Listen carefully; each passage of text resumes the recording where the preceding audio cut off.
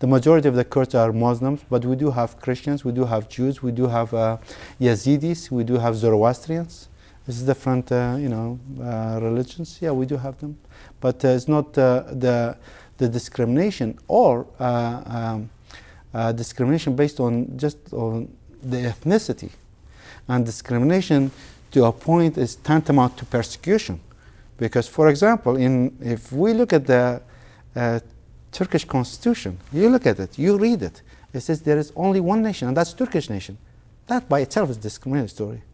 So in the constitution it's written, basically they make it clear that Turkey is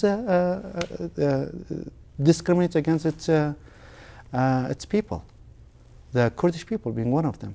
And the other problem when it comes to the Kurdish people is that most people, when they refer to the Kurdish people, for example, in Turkey, they refer to it as a minority. I don't see them as minority. I see them as second majority, because language is very important, how you use it. It's a second majority. You get 20, 25 million. What kind of minority are you talking about? In Canada, we have about 33 million people.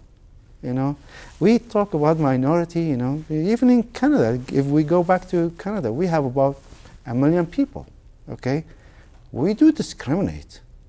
Let's not say it's, we are the best country in the world. And a few years in a row, they say Canada is the best country in the world. Well, I take pride in that myself.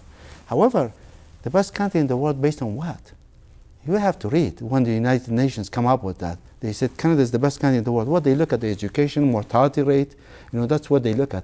But they never look at, the Aboriginal people that we have there, the First Nations, how they live. They don't look at that. They don't look at that within Canada, we have reserves that don't have running water and they don't have electricity. That is, for me, a problem. Whether I'm Canadian, whether I live in Calgary, whether I live in Kurdistan, whether I live in Calcutta, that's a problem.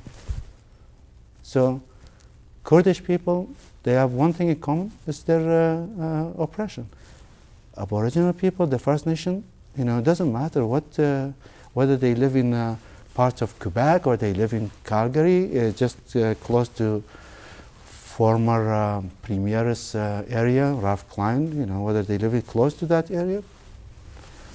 If they have been discriminated against, they are. And we have to admit in order to overcome our weaknesses.